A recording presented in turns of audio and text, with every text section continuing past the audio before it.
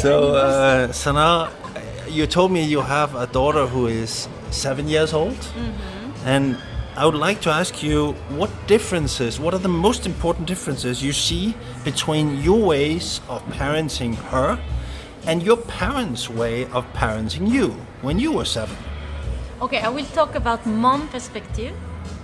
In regards of love, I would say it's the same because I had love and the sign of love, I'm sharing exactly the same with my daughter. Interesting, yeah. So I'm having the same way of giving love. Because sometimes my daughter asks me, do you love me? I say, Lila, don't ask if I love you. Ask yourself how I show you love. So that she can understand that you need to show love. And then she said, oh, you hug me, you kiss me, you give me food, and blah, blah, blah. So she understands what means love. But the difference, I would say, is I'm more educated in certain parts. So I'm more explaining to my daughter, and then I leave her more space to be her. Okay. To be following me. So I try to give her the space to be uniquely her. If that makes sense. Do you mean you accept? I accept her personality. Yeah. I try just to develop it, not that she do the things like me, but to be her. And if she says something, you leave her. I leave her. I'm trying to do that. To ask her what she means. Try to understand. Okay. Ask more questions. Yes, exactly. Instead of demanding. Exactly. Yeah. Okay. And now, Marc, you have a son who is 2.5, I understand. How do you think about this question? What differences do you see between your ways of parenting your son and your parents' way of parenting you?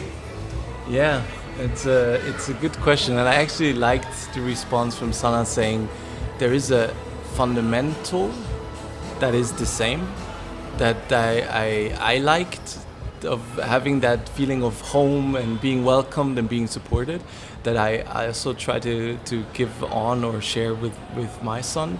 And there are bits and pieces where you try to improve or try to be better.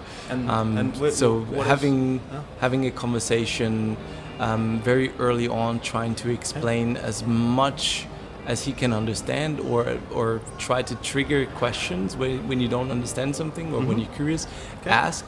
And also be honest, saying I don't know the answer to this. Let's research together.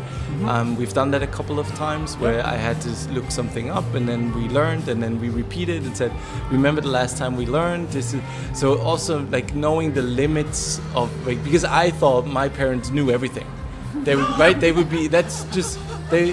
No, I can elaborate. Yeah, it's just you had the impression of the parents, they've been to so much, and they set the rules. They're the ground keepers, and now I want to portray a different version of saying I can also be vulnerable. I can also make mistakes. I can also be wrong sometimes, and also go back and say, look, I was wrong. I acted out, or I was too loud. I apologize, so that he hopefully adapts this behavior as well.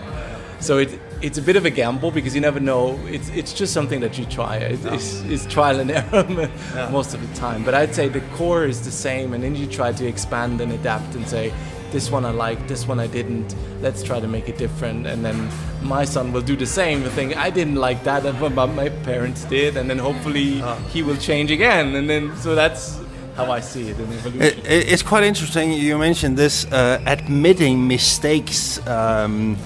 What do you think about that, Sanae?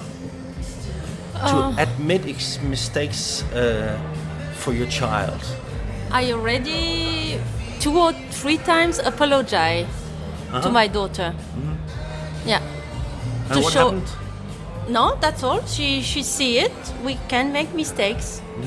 But we just need to see them, or if we don't see them, she say, oh, mommy, you're wrong. Yes, I'm wrong. I did it wrong. Okay. And that's all. It's great. But no big deal. Yeah, thank you.